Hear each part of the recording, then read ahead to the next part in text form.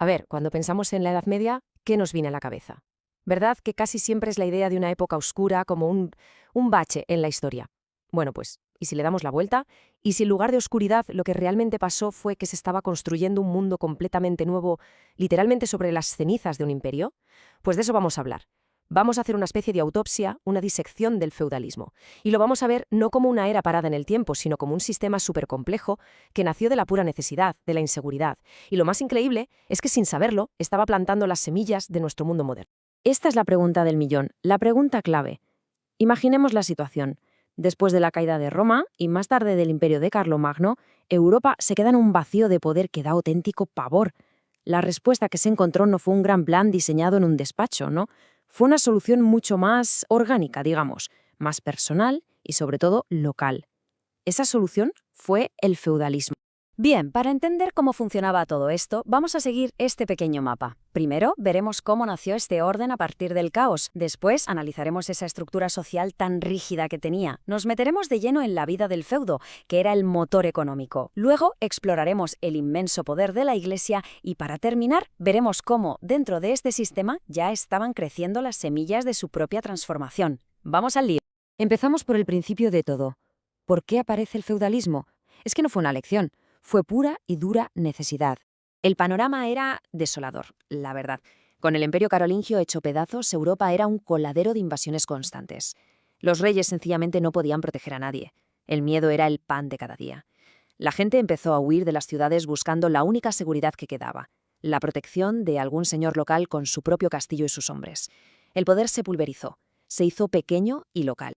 Y aquí es donde surge la solución, el pacto de vasallaje. Pero ojo, esto no es un contrato como los de ahora, ¿eh? Nada que ver. Era algo mucho más profundo. Un juramento personal, un vínculo que se consideraba sagrado.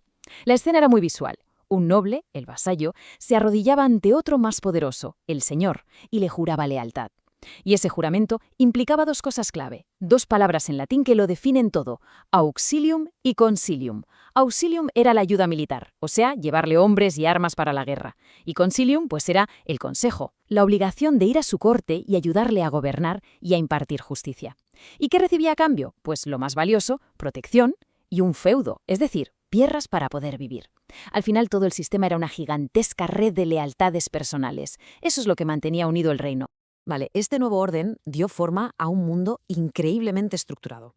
Un mundo donde cada persona nacía ya con una función, con un papel asignado para toda la vida. Fijaos, esto que vemos es la gran paradoja del rey feudal. Miremos la pirámide de la izquierda. En teoría, sobre el papel, el rey estaba en la cima, el mandamás. Pero la realidad, como se ve a la derecha, era otra historia. Era un primus inter pares, el primero entre iguales. Su poder real dependía totalmente de que sus grandes vasallos le fueran leales, porque eran ellos, los nobles, los que controlaban casi todas las tierras y, sobre todo, los ejércitos. Era una tensión constante, una dependencia mutua que, curiosamente, acabaría poniendo las bases de los futuros parlamentos. La sociedad se veía a sí misma como un cuerpo, con tres partes, y cada una con una misión que venía de Dios.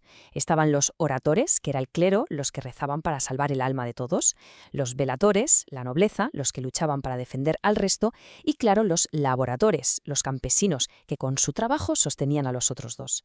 Como dijo un obispo de la época, la obra de uno permite el trabajo de los otros dos. Cambiar de un grupo a otro era simplemente impensable. Así que teníamos a la nobleza y al clero, los estamentos privilegiados. Y su principal privilegio era tan sencillo como poderoso. Ni trabajaban la tierra, ni pagaban impuestos directos. Los nobles vivían por y para la guerra. Era su única razón de ser. Y el clero, por su parte, no solo tenía el poder espiritual, también tenía un poder terrenal inmenso. Eran dueños de feudos enormes, cobraban el diezmo, vamos, que actuaban como auténticos señores feudales. Y en la base de todo, aguantando el peso del mundo sobre sus espaldas, estaban los no privilegiados, la inmensa mayoría de la gente. Su vida era durísima. Había siervos que estaban atados a la tierra del Señor para siempre y era una condición que se heredaba. Y también había villanos que en teoría eran libres, pero que en la práctica estaban igual de sometidos a lo que dijera el Señor y a sus impuestos. Bien, vamos a cambiar de tercio y a meternos en el corazón económico de este mundo. Si el vasallaje era la columna vertebral política, el feudo era la económica. El feudo era como un pequeño universo, casi completamente autosuficiente. Venga, vamos a hacer un tour rápido. Por un lado, la reserva señorial, las mejores tierras, las que trabajaban los campesinos para el señor, por obligación. Luego estaban los mansos, que eran las parcelitas que el señor les dejaba a los campesinos para que pudieran sobrevivir, a cambio, claro, de unas rentas. Y por último, los monopolios del señor, las llamadas banalidades, el molino, el horno, el puente, todo era del señor, y si querías usarlo, tenías que pagar. La vida para casi todo el mundo no se medía con un reloj, sino con el sol y las estaciones. El calendario agrícola lo era todo. Y las técnicas eran muy básicas, como la rotación bienal, que consistía en dejar la mitad de la tierra sin cultivar cada año para que descansara. El resultado, pues cosechas muy pobres y una lucha constante por tener algo que llevarse a la boca. Y esta imagen lo explica todo de una forma brutal. La comida era el reflejo más claro de tu posición social. En la mesa de un campesino había pan negro, legumbres, poco más. La del señor, en cambio, era un espectáculo, una demostración de poder. Carne de caza, pan blanco, que era un lujo, y vino. Hay una frase que resume esta época a la perfección. Dime qué comes y te diré quién eres. En este mundo tan fragmentado en lo político, había una sola institución que lo unía todo, que estaba por encima de todos los reinos cristianos. Su poder era sencillamente inmenso: la Iglesia Católica. El punto clave aquí fue la lucha por ver quién mandaba más. El Papa no solo se consideraba la máxima autoridad espiritual, es que se veía a sí mismo como un rey de reyes, con poder para poner y quitar emperadores y reyes. Y este choque de trenes, esta lucha por el poder conocida como la querella de las investiduras, que básicamente era sobre quién tenía derecho a nombrar a los obispos, marcó toda la alta política de la época. Y por si fuera poco, la Iglesia tenía el monopolio del conocimiento. Durante siglos, los monasterios fueron los guardianes silenciosos de la cultura de la antigüedad, copiando libros a mano. Pero a partir del siglo XII, algo empezó a cambiar. En las ciudades que volvían a crecer, aparecieron las universidades. Eran la nueva llama del saber, centros llenos de vida y de debate, que supusieron una auténtica revolución en la manera de pensar. Y la máxima expresión de ese poder del Papa y del fervor religioso de la época fueron sin duda las cruzadas. Pero cuidado, las razones detrás de ellas eran muy complejas. Por un lado estaba la fe y la petición de ayuda del Imperio bizantino, sí. Pero por otro, para muchos nobles era la oportunidad perfecta para conseguir tierras y riquezas. Y tampoco podemos olvidar que para el Papa era una jugada maestra para reafirmar su autoridad sobre todos y, de paso, mandar toda esa violencia de los nobles bien lejos de Europa. A ver, militarmente fueron un fracaso, pero las cruzadas lo cambiaron todo en Europa. Abrieron nuevas rutas comerciales, trajeron de vuelta un montón de conocimientos del mundo islámico y, en general, abrieron la mente de los europeos a un mundo más grande. Eso sí, lo hicieron a un coste terrible, dejando un rastro de destrucción en Oriente y abriendo una brecha cultural que, en cierto modo, sigue ahí.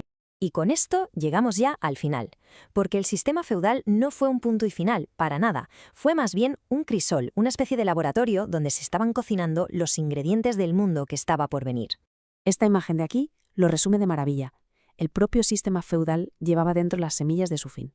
Las ciudades y el comercio empezaron a resurgir con fuerza, y con ellos apareció una nueva clase social, la burguesía, que se hacía rica no con la tierra, sino con los negocios. Esto rompía toda la lógica feudal.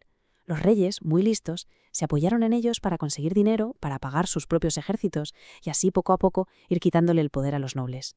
Se estaba gestando el nacimiento de los estados modernos. Y terminamos con esta pregunta en el aire. Si un mundo que nos parece tan lejano, basado en la tierra y la lealtad, fue capaz de plantar las semillas de nuestra propia era, ¿qué semillas estaremos plantando ahora nosotros, en esta era de la información, para el futuro? Quizás, igual que ellos, también estamos viviendo una época de transición gigantesca y apenas podemos empezar a imaginar cuáles serán sus consecuencias.